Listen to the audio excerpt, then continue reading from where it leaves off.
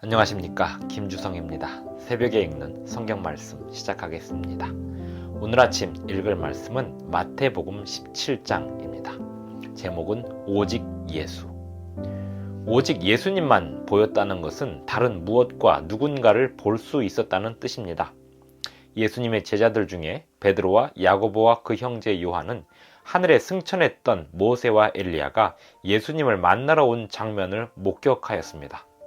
그 황홀한 광경을 목격하는 중에 빛난 구름이 나타났다가 사라지니 오직 예수님만 보이게 되었습니다.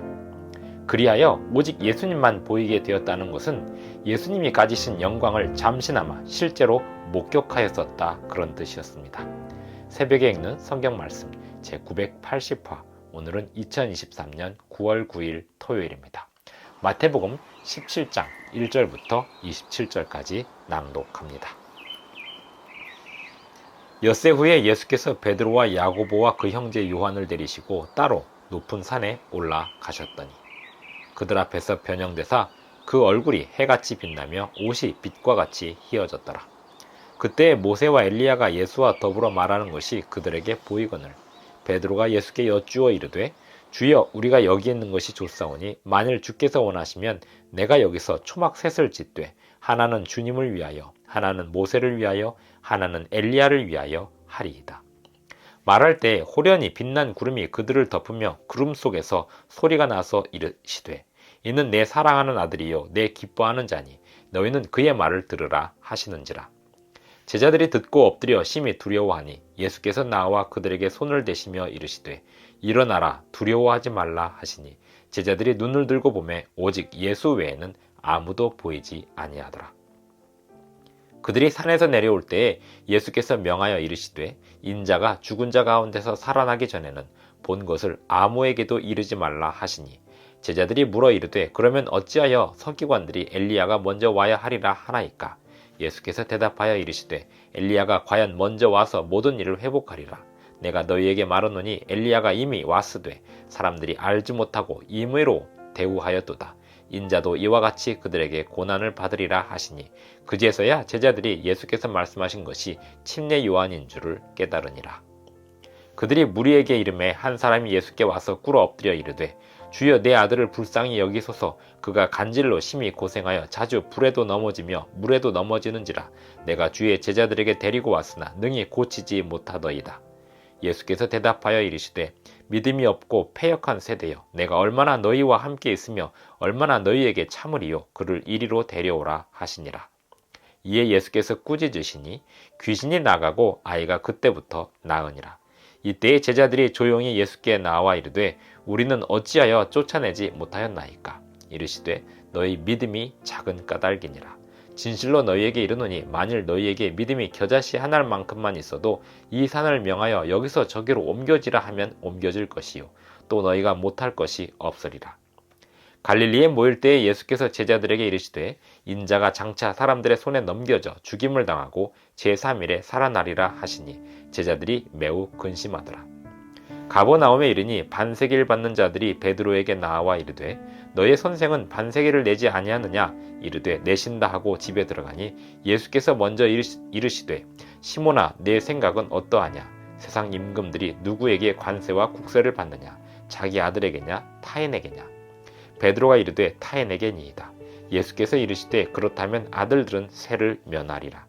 그러나 우리가 그들이 실족하지 않게 하기 위하여 내가 바다에 가서 낚시를 던져 먼저 오르는 고기를 가져 입을 열면 돈 한 세겔을 얻을 것이니 가져다가 나와 너를 위하여 주라 하시니라.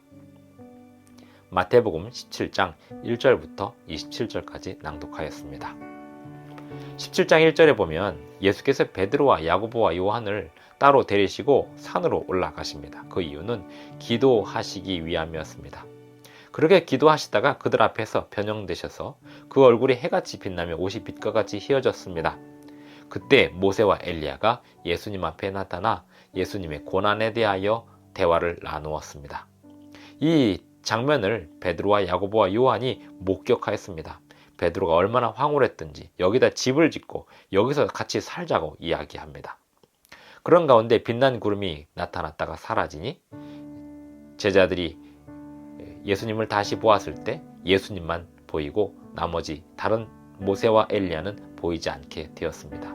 여기서 오직 예수 외에는 아무도 보이지 아니하였더라, 오직 예수만 보였더라는 이 말씀의 뜻은 예수님이 가지셨던, 예수님이 예언하셨던 그 영광, 마태복음 16장 28절에 보면 진실로 너희에게 이르노니 여기 서 있는 사람 중에 죽기 전에 인자가 그 왕권을 가지고 오는 것을 볼 자들도 있느니라 라고 하셨던 그 예언대로 예수님이 가지신 왕권과 예수님이 가지신 그 영광, 놀라운 영광, 그리고 모세와 엘리야 그들을 함께 잠시나마 볼 수 있었으나 이제는 예수 외에는 보이지 않았다, 그런 뜻입니다. 오직 예수님만 본다는 것은 예수님이 가지신 그 영광을 상상으로, 믿음으로 함께 볼 수 있다는 의미도 되는 것입니다. 예수님만 보이게 되었을 때 예수님께서 제자들에게 이야기합니다. 인자가 죽은 자 가운데서 다시 살아나기 전에는 너희들이 오늘 본 것을 사람들에게 이야기하지 말아라. 예수님의 제자들 베드로와 야고보와 요한은 그 의미가 무엇인지 잘 몰랐지만 예수님이 돌아가셨다가 살아나신 후에 다른 사람들에게 이야기할 수 있게 되었습니다. 한편 그 밑에서는 귀신 들린 아이를 고쳐달라고 어떤 아버지가 왔는데 제자들이 평상시에 다른 때와 달리 유난히 이날만큼은 귀신 들린 아이를 치료하지 못하고 쩔쩔매고 있었습니다. 17절에 보면 예수께서 대답하여 이르시되 믿음이 없고 패역한 세대여, 내가 얼마나 너희와 함께 있으며 얼마나 너희에게 참으리요, 그를 이리로 데려오라 하시니라. 이에 예수께서 꾸짖으시니 귀신이 나가고 아이가 그때부터 나으니라. 제자들이 나와서 어찌하여 우리가 쫓아내지 못하였나이까 라고 물으니 너희 믿음이 작은 까닭이라 했습니다. 왜 그들의 믿음이 작아졌을까요? 베드로와 야고보와 요한만 따로 데리고 올라가신 예수님에 대하여 시기와 질투가 일어났던 것이었습니다.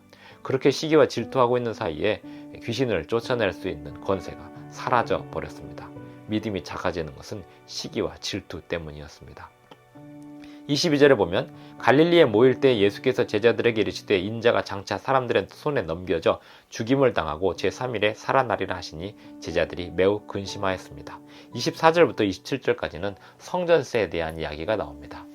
사람들이 예수님을 향하여 성전세를 내지 않는다고 베드로 앞에서 베드로에게 비난하자 베드로가 성전세를 우리 예수님이 낸다고 24절에 보면 너희의 선생은 반세계를 내지 아니하느냐 했을 때 베드로가 그럴 리가 없다고, 낸다고 이야기했으나 사실 예수님은 성전세를 내실 필요가 없는 분이었습니다. 베드로는 그들의 함정 질문에 말려들었던 것이었습니다.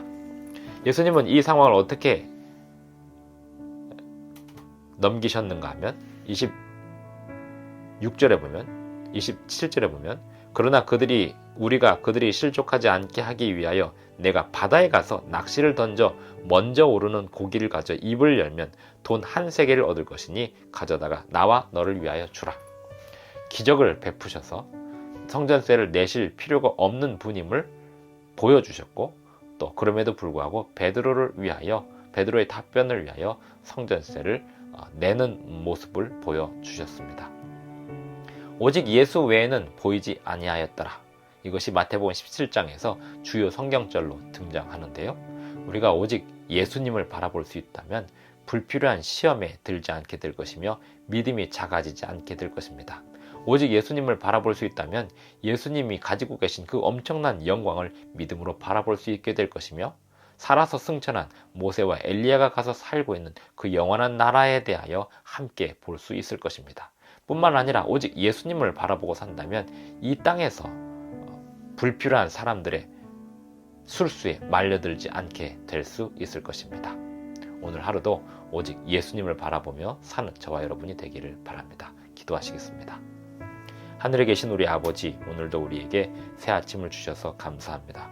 오직 예수님을 바라봄으로 주님의 영광을 함께 보게 하시고 오직 예수님을 바라봄으로 이 땅에 부질없는 말들에 속지 않게 하여 주시옵소서. 예수님의 이름으로 기도합니다. 아멘. 감사합니다. 오늘도 행복한 하루 되시기 바랍니다.